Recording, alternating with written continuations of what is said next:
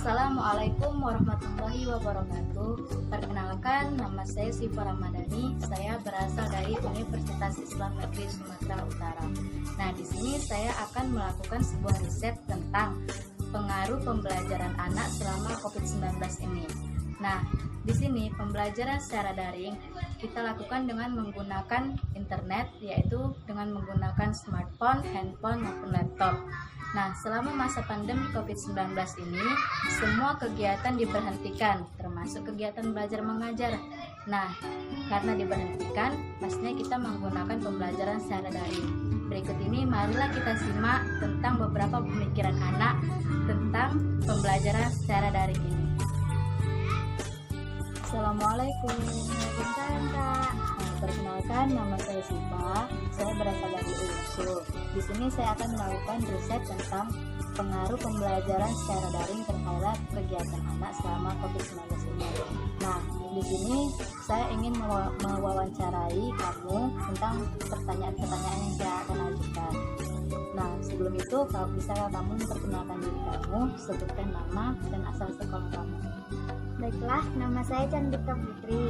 Saya berasal dari Mas PAB 2 Helvetia, kelas 11. Nah, pertanyaan yang pertama yang ingin saya ajukan ialah, bagaimana menurut kamu? Apakah belajar secara daring itu menyenangkan? Enggak, Kenapa? karena enggak bisa langsung tatap muka. Terus itu susah untuk memahaminya. Baiklah. Apakah di saat melakukan pembelajaran daring itu ada kendala-kendala di saat belajar? Kendala paling utama itu masalah jaringan.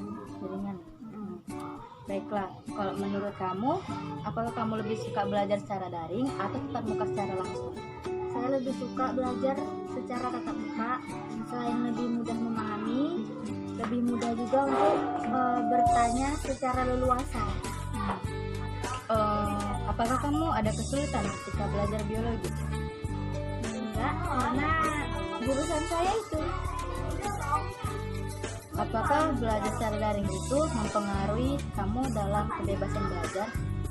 Iya, karena susah bertanya secara langsung, susah memahami. Karena kan kalau misalnya tatap muka, otomatis guru dia mencontohkannya itu secara seperti kayak menggunakan fisiknya gitu, gini gitu kan. Jadi lebih mudah memahami. Kalau misalnya kayak gini kan jadi sulit. Untuk pertanyaan terakhir, kapan dimulainya pembelajaran daring selama COVID-19? Dimulakannya sejak Maret tahun 2020. Baiklah, mungkin itu saja beberapa pertanyaan yang ingin saya ajukan. Terima kasih atas waktunya. Assalamualaikum warahmatullahi wabarakatuh. Waalaikumsalam warahmatullahi. Assalamualaikum warahmatullahi wabarakatuh. Waalaikumsalam warahmatullahi wabarakatuh. Perkenalkan, saya Siva Ramadhani dari kampus UNSU Sumatera Utara. Nah, di sini saya ada tugas untuk ini riset tentang penelitian pembelajaran secara daring. Nah, kamu sekolahnya berasal dari mana? SMA sekali. Kamu bisa memperkenalkan diri kamu terlebih dahulu? Nama saya Kalisa. Apakah saya boleh mengajukan beberapa pertanyaan kepada kamu?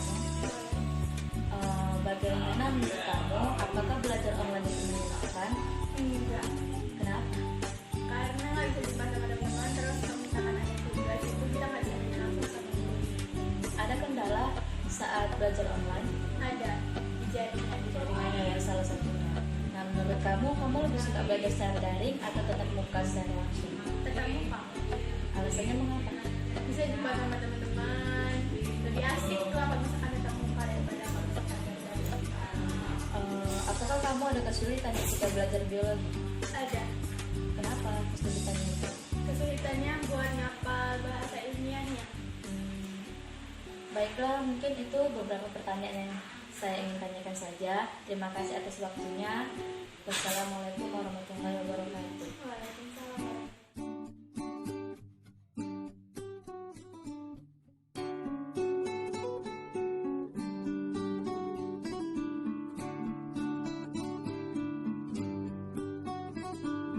Setelah diteliti dari hasil pemikiran mereka, jika ditanyakan akankah efektif melakukan pembelajaran secara daring, nah maka saya dapat menyimpulkan bahwasannya pembelajaran daring tidak terlalu efektif.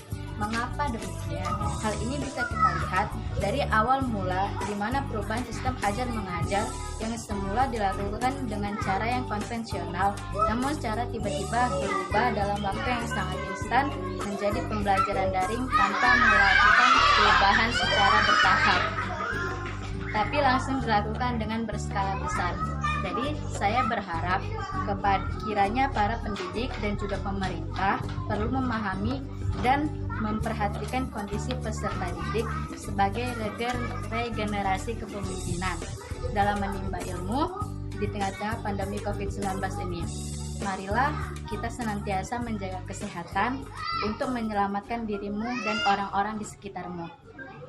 Terima kasih, mungkin itu saja yang bisa saya sampaikan.